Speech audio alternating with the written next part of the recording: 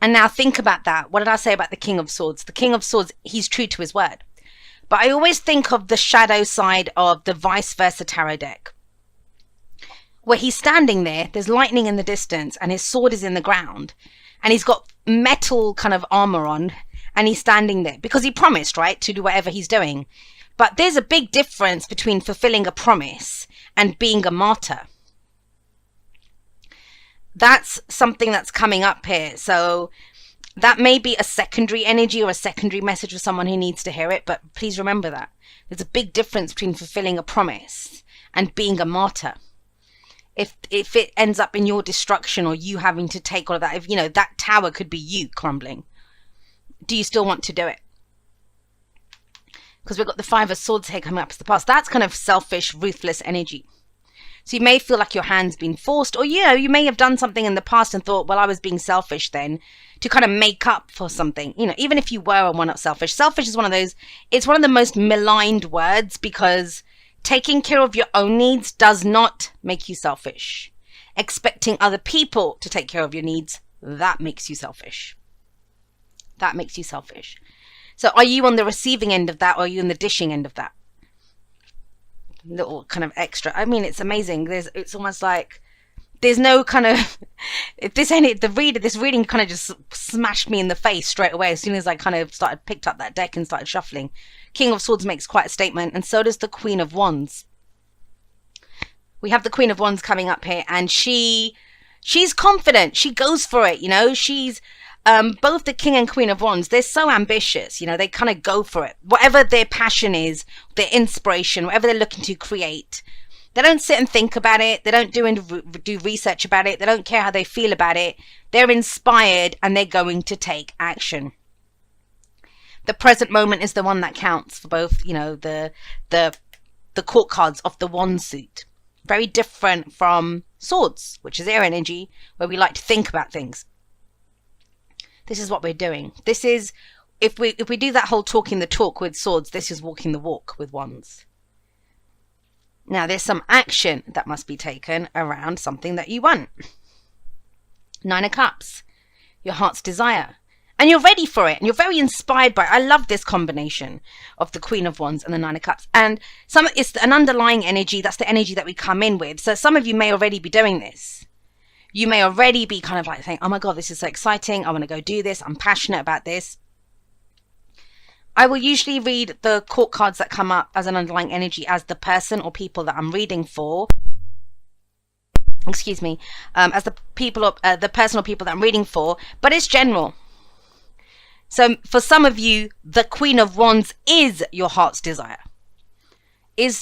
Your heart's desire. And that's someone who's very vibrant, larger than life energy, always with wands, always in motion, always going for it. They're the celebrities. I always see the King, Queen of Wands as the celebrities. They're the ones in the spotlight. And we notice them because they're always going for stuff, always doing things, right? So we've got that as the underlying. But think about this. That's only for a few of you. For most of you, I think this is about really going for what you want. Now have a look. There we've got the scales balancing two situations. So what are these scales balancing? That's the focus. Because the focus is in trying to find balance. Balance between what? Balance between this, taking action, going for something that your heart wants. The Nine of Cups is the wish card. This is my wish. This is my dream. This is my heart's desire. That's the best person to be handed that wish or dream, because she's just going to go for it. She doesn't care about long-term consequences, and not in a reckless way. I mean, that could be a darker energy of the Queen of Wands, that she could be kind of reckless around that. But in her highest vibration, her thing is that, you know, I can change direction. I have confidence in myself that I'm going to do this now, and I will know how to react. I will know what to do if I come to another crossroads. If, you know, something else happens along the way, I'll know what to do.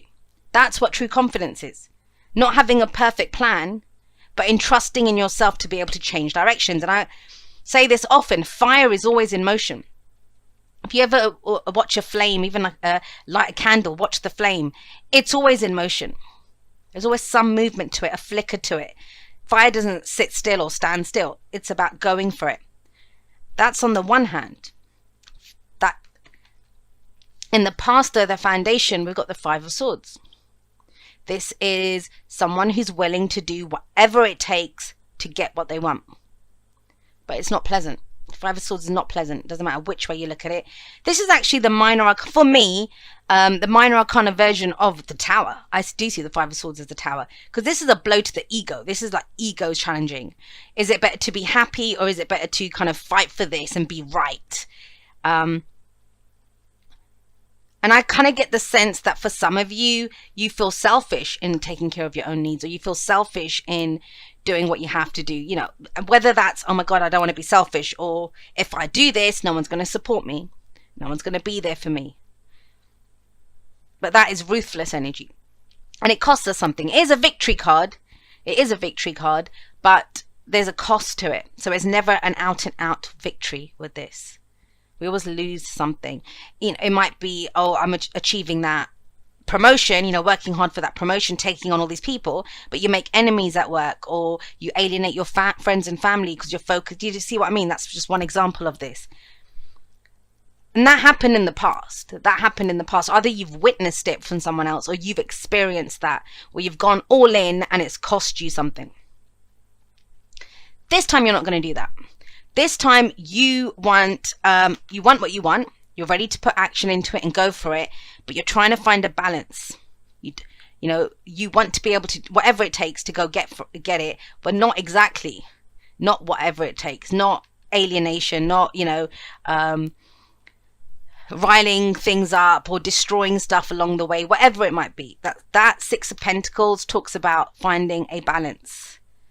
There's no shame or pride in this, and that might be some of the stuff that's come up before, that you've taken shame in asking for something, or, you know, even pride, the opposite of when you're very prideful and it puts other people off, right? Excuse me, guys. So with the Six of Pentacles coming up, this is about making sure your own scales are balanced first. Do you feel good? Are you ready for this? Are you balanced within? Because that's when we know what we have to give, and that's when we know what we need. But I see those, I mean, I can't see it any other way. When I see those scales in between these two, very much speaks to me about finding some balance. Let's get a card for that. But that Five of Swords in the past is shitty. It's intense. And, you know, swords are our thoughts, our beliefs, our ideas, and how we communicate them. That's not nice communication. We talked about authenticity and, you know, authentic expression a lot in this past week's Scorpio season challenge. Day 11 is probably my favorite one that I've ever done. But a lot of people get that mixed up with judgment, or, you know, commenting on other people. Authentic expression is just about us. Not fighting with anyone, not having to, you know, get into this challenge of whatever's going on. With her, she understands that. She shines her light. That's how she gets what she wants. She's very attractive. It comes to her. I think it was Christopher Witecki who said this. He said that I think he said it, the newbie kind of way of manifesting is to think you have to sacrifice something, which would be the Five of Swords, that you think you have to sacrifice something. But that isn't. If you're manifesting, you know, I mean, conscious manifestation, that is not. That is, you know, that by shining your light bright, by going out there and being passionate, being inspired, and doing the things that you enjoy doing, that is how you bring to yourself more of your heart's desire, more to yourself. But it feels like a very conscious effort now to find a kind of balance between these two. But I wanted to get one for that Six of Pentacles, so let's see.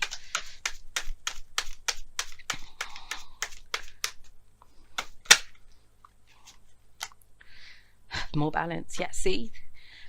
And think about this. What do we say about the Chariot? It's balance between the head and the heart. The head and the heart. That's how we move forward on this.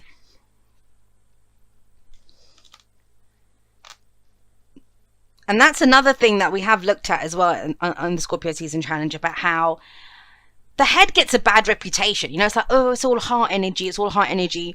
But all heart, and especially if you look at it as yin and yang, and I've said this to people in readings as well, when people talk a lot about goddess energy and feminine energy and yin energy, that's great. That's the empress, right, who can hold space and let things grow. But what do we do with that? How do we take action? We need yang energy too. We need that divine masculine energy. We all have both within us, of action, of doing stuff. And this is about really going for something, but doing it from a place of that I'm balanced myself. I know I've had a look at this. I have no shame in what I'm doing. I have no pride in what I'm doing.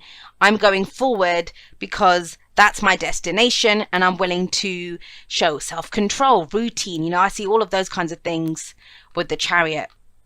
It is control. It's self-control though. I sometimes see the Emperor's trying to control everything around him, but with the Chariot, that's you. You're the charioteer. You're the one that exerts the control, but over your head and your heart. The two must work together to move towards this. And that's that energy. I think the idea has been there for a while, but either you weren't ready to jump into the battle, or, you know, it was like, what's it going to cost me to do this? But I always say, if you have a really great dream, that kind of goes out the window, because that you're inspired then by the dream, by the wish to go forward. Now, this is about movement and how we move forward now. We have the Hanged Man coming up here. And the Hanged Man is this. What do you believe? What do you believe? This is being in limbo. And one of the things that I love is how often these two come up together. I do see a relationship between these two, because what the Hanged Man is, you're stuck in limbo right now. You know, it's a change in your perspective, but when you come down, things are going to get moving very quickly, and the Chariot kind of backs that up. And so for some of you, it might be that this is where you kind of you flip the notion of being selfish on its head. You flip the notion of jealousy on its head. There's some negative thought process, interaction, battle, or something here, which turns into, no, it's worth it for me. I'm going to do this in a positive way. I'm going to take positive action towards my dream. That's what this is about. That's what gets you going forward. That's the flip. The Hanged Man, it flips it on its head. You see it from a different perspective. It's the same situation. I don't actually get the sense that this is a situation that's been left behind, or it's different, or whatever. It feels like it's just been flipped on its head. It's like, why was I worried about that?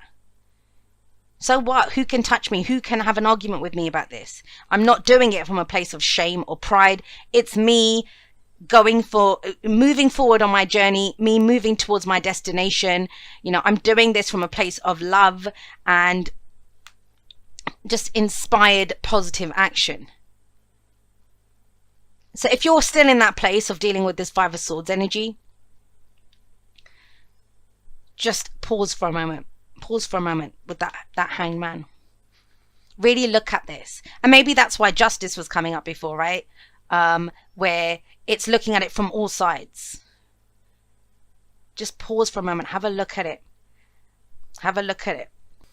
Yeah, what I say, take a pause for a moment. Take a pause for a moment.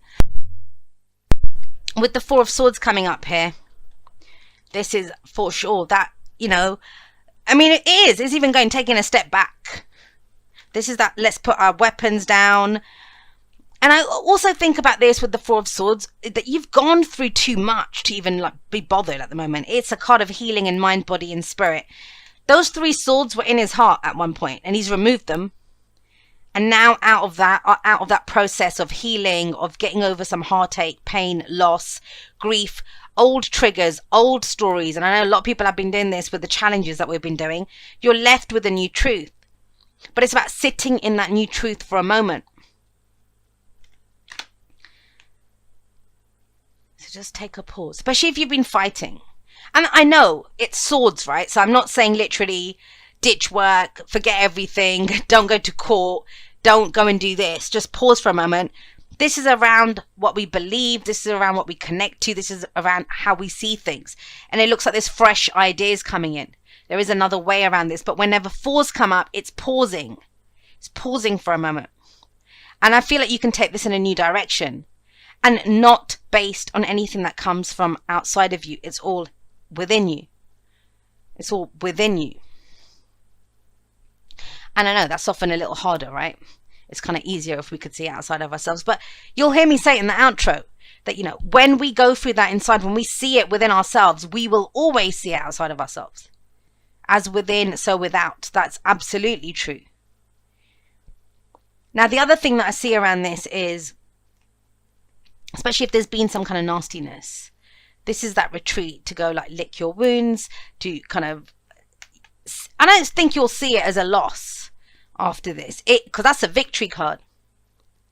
Whatever happened here, it's restored some balance here, which now allows you to go for what you want. A deeper meaning around that.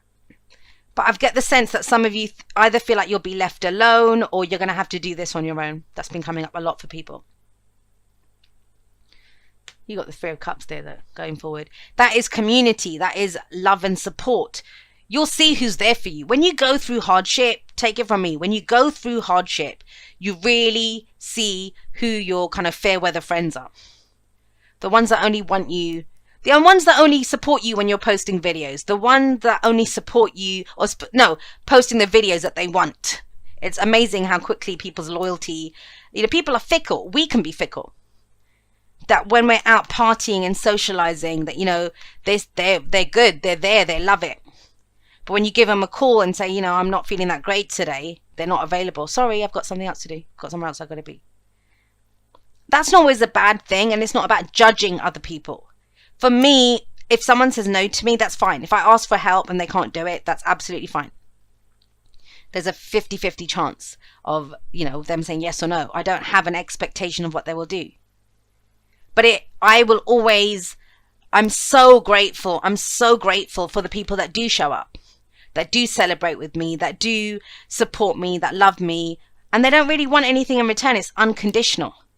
Those are the people that you hold even closer, and that I'll have in, a time and energy for them no matter what they want.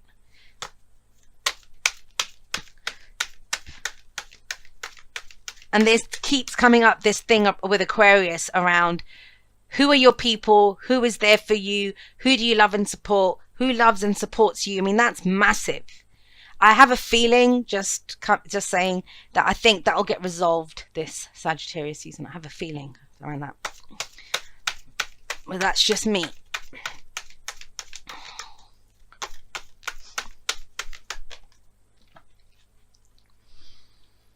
Think about that now. We've got the King of Swords and the Three of Cups. So you will know whenever that is the motto for Aquarius. I know. You will know who is there to love and support you. You will know who you love and support. Anyone who tries to hold you back from walking forward on your path, that's not, why would they do that? That is selfish behavior. And it sounds counterintuitive, but it's this pause that changes things. This pause of, well, what does this even matter to me anymore? How am I seeing this? This is the pause button. Four of Swords is the pause button. It could be a temporary separation in a relationship. It could be a spa day, recovery from the flu, taking some time off work, whatever it is. That internal, I'm not going to argue anymore, that no communication for a little bit. Let me just sit in what it is that I want, what matters to me. And out of that comes this. Knowing who your people are, knowing who your community is, knowing how you feel about your loved ones. And especially if we're looking at him as someone who's made a promise, right? And I said I was going to do that. Why haven't I done that? That kind of energy. But it's knowing that people will accept you for whoever you are. They will see your integrity no matter what.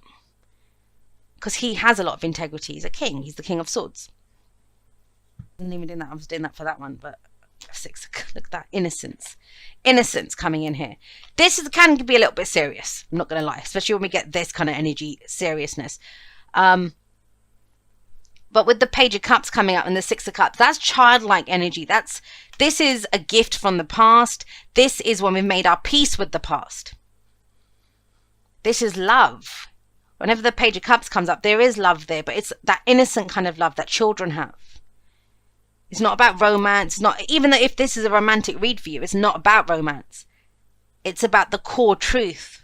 What is the core emotion here to be nurtured? And some of you, if something really nasty happened to you, the Five of Swords can be really nasty, at work or at home, whatever the situation was, I think you kind of see the gift of it now with the Six of Cups. And you might be, I know, you're looking at this thinking, what is she talking about? That's not a gift, what happened. With the Six of Cups, it is. Because now we can go for an old dream. Now we can go for something else that we want.